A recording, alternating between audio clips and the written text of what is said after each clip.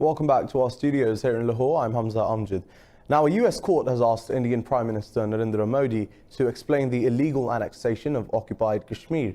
The Houston District Court sought a response from Modi over human rights violations in occupied Kashmir within 21 days. The court acted on a complaint filed by the Kashmir Khalistan Referendum Front. It says the revocation of occupied Kashmir's special status violated international laws. The front also nominated India's Interior Minister Amit Shah as the state official responsible for the illegal actions.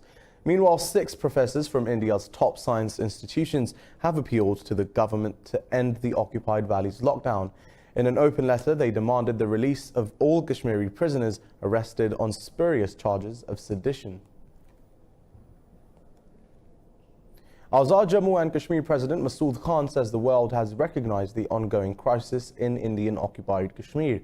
Speaking at the Kashmir Youth Convention in Islamabad, Masood Khan says India's lockdown cannot suppress the voice of Kashmiris. He paid a rich tribute to the brave Kashmiris for standing against Indian oppression. He says Pakistan's Prime Minister Imran Khan has pledged to stand by Kashmir till it is liberated from Indian occupation. Speaking at the convention, Mashal Malik, the wife of detained Kashmiri leader Yasin Malik, said Kashmiri youth are guarding freedom movement. A BBC report says Indian authorities have moved hundreds of detained Kashmiris to jails elsewhere in the country. 80 of them are being held in Agra, some 700 kilometers away from home. The report says the jailed Kashmiris are not even allowed to meet their families. India has detained thousands of Kashmiris since it stripped the region of its autonomy on the 5th of August. Meanwhile, India's lockdown of the occupied valley has entered its 47th day. Mobile phone networks, landlines and the internet are still cut off, while occupation forces continue to arrest people. In India, the Supreme Court ordered a probe into complaints about illegal arrests of minors by occupation forces in Kashmir. The court assigned the inquiry to Jammu and Kashmir High Court's Juvenile Justice Committee. The court was responding to a petition filed by child rights activists Inashki Ganguly and Shantash Sinha.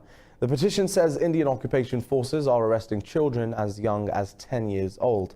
A 3-judge bench rejected the Solicitor General's plea to drop the petition. Solicitor General Tushar Mehta had warned the court that the inquiry would have widespread repercussions. Now, India is unlikely to meet the 2020 targets of curbing child malnutrition and stunting set under the National Nutrition Mission. A recently published study says India will miss its target for stunting levels by 10% and anemia level in women by 14%. The study shows India may also miss global targets for 2030 set by the World Health Organization. According to the World Bank, half of India's children are underweight and 45% have stunted growth. Saudi Arabia says its oil supply is fully back online after weekend attacks halved the kingdom's output. At a press conference, Energy Minister Prince Abdulaziz bin Salman said the country needs to take strict measures to prevent further attacks. He said Saudi Arabia would keep its role as the secure supplier of global oil markets. Now in Yemen, the government-led military coalition launched an operation against Houthi rebels north of the port city of Hodeidah. Spokesman Turki Al-Malki says warplanes hit 4 military targets that threaten trade in the Red Sea.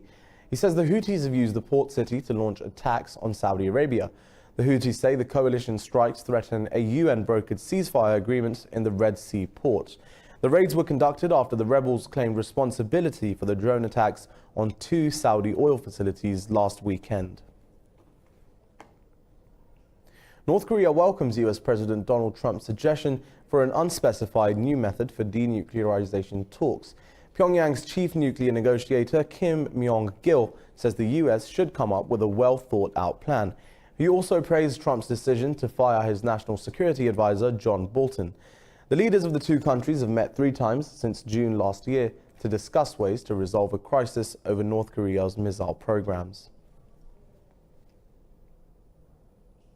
The UK has signed a mutual recognition agreement with Japan to protect trade relations in post-Brexit Britain.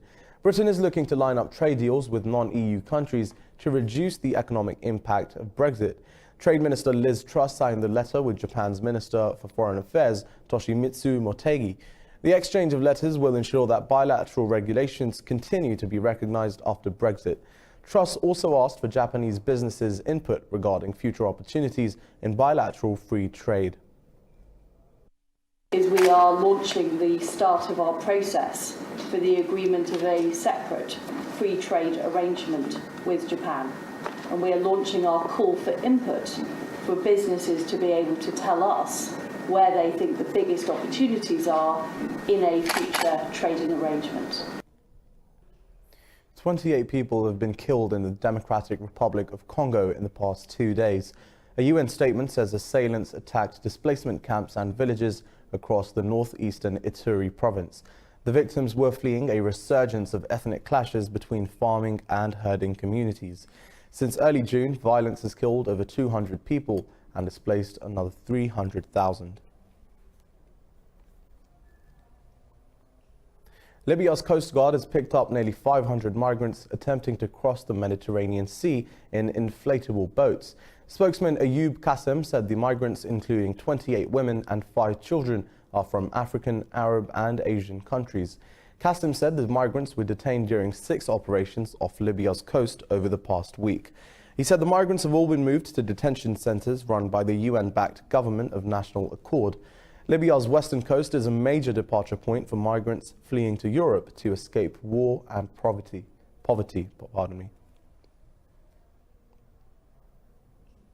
Tens of thousands of protesters across the world have responded to the call for climate change today. The demonstrations are planned in some 150 countries. From the Pacific Islands, which risk inundation, to other parts of the world, people are out on the streets. They are calling on governments to take urgent action to stop environmental catastrophe. In Australia, people are urging the government to cut carbon emissions by 2030. Demonstrations have also started in New Zealand, Australia, Thailand, Pakistan and South Korea, whereas more demonstrations would be seen as the day progresses. Now, the symptoms of climate change are more readily apparent today than ever before. Environmental disasters, including heat waves, droughts and hurricanes, are now occurring with an unforeseen frequency, and several small towns are on the brink of absolute water scarcity.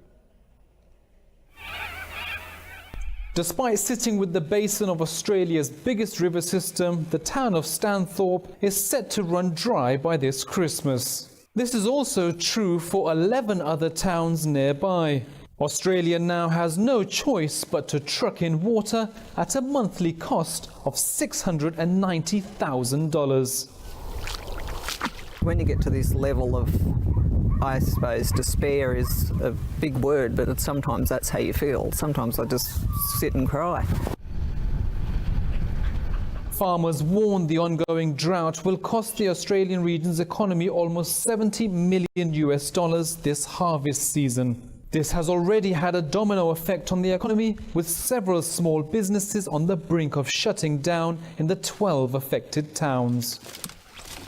I mean, I watch the radar on the Weather Channel, and I've seen patches of rain either go below us or above us.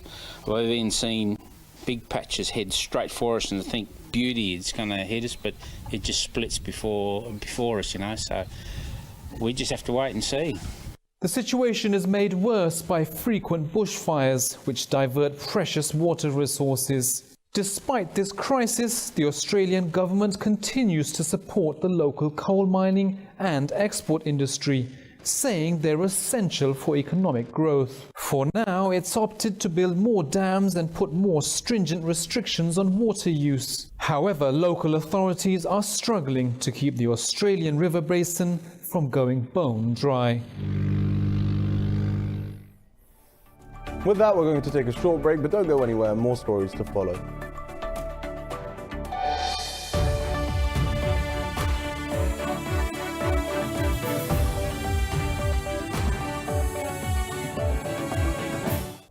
Welcome back. Now, in Bolivia, water resources are running dry in the La Paz, the world's highest city. Locals are trying to find new ways to tackle the situation. Let's take a look.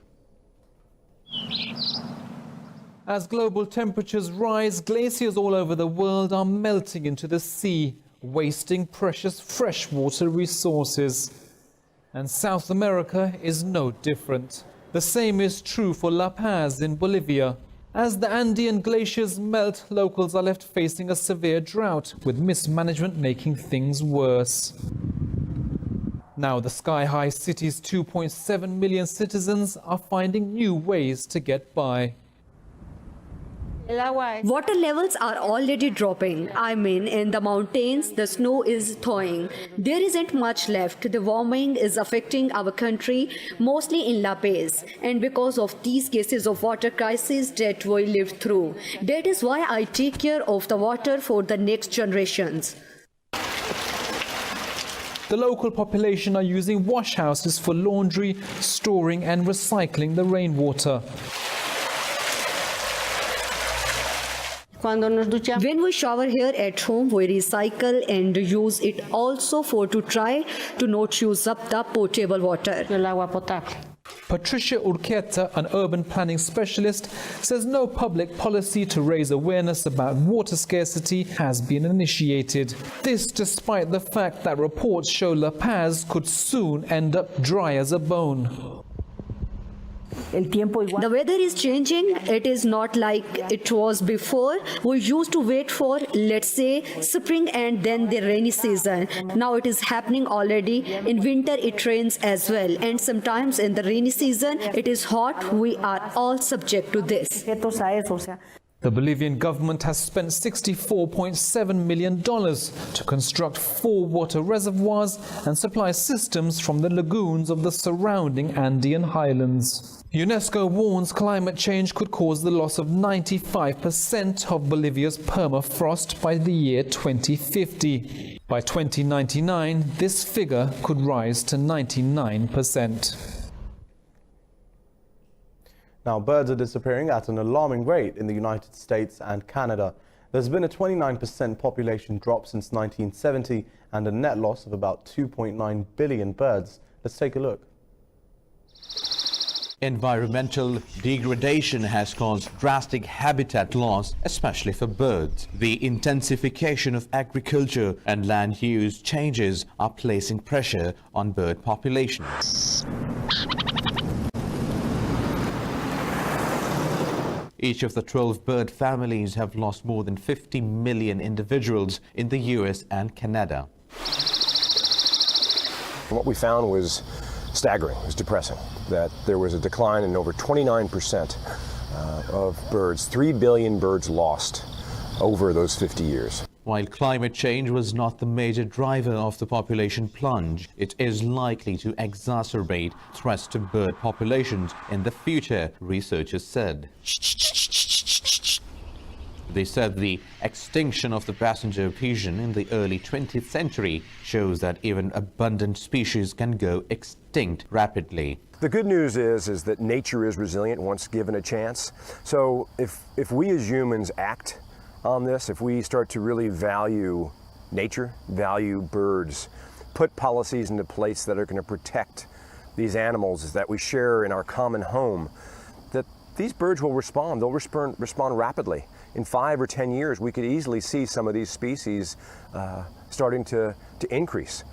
It can happen that fast. However, banning the pesticide DDT has allowed for the resurgence of raptor populations, including the bald eagle. So there might be a solution to this endemic after all.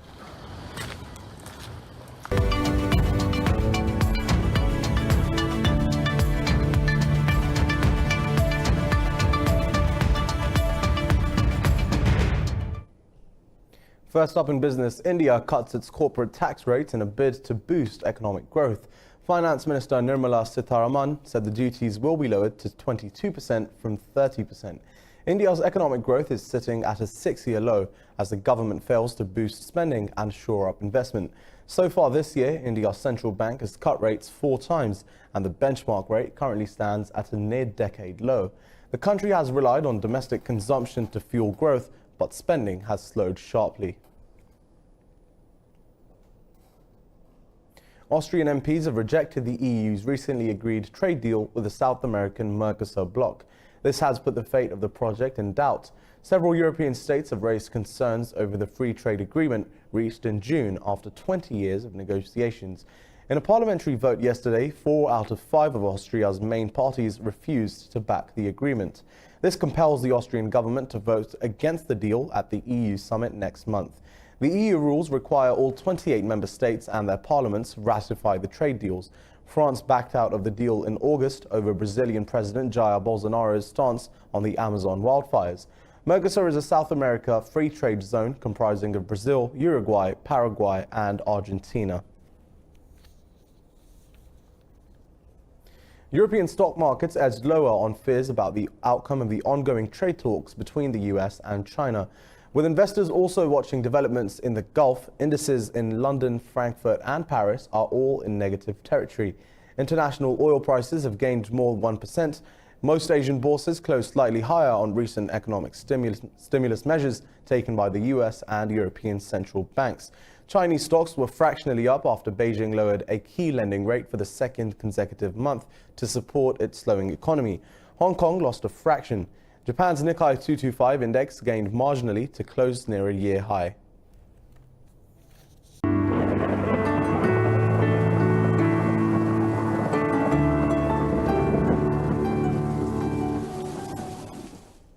First up in weather, in the US, 2 people have been killed as Tropical Storm Imelda dumped torrential rains over the Houston area. Imelda made landfall as a tropical storm near Freeport, Texas. Rescue teams and boats pulled hundreds from flooded cars as some of Houston's main roadways were flooded. Parts of Interstate 10, a major east-west highway, were closed near Winnietown. The George Bush Intercontinental Airport temporarily halted flights and tens of thousands of people lost power.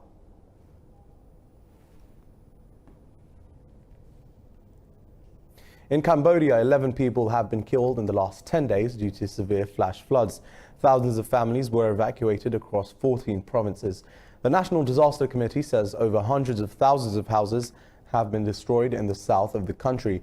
The Ministry of Water Resource forecasts that water levels will continue to rise in the coming days in several southeastern provinces.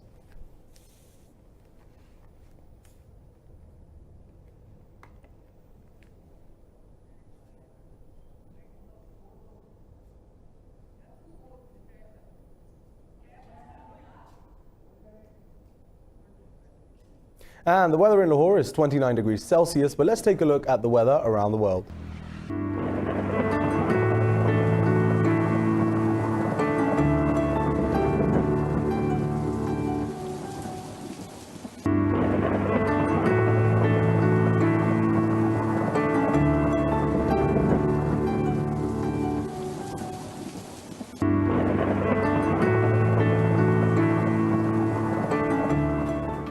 And that was all I have from the News Bulletin at the moment, but do stay tuned to Indus News for further updates. And as always, thanks for watching.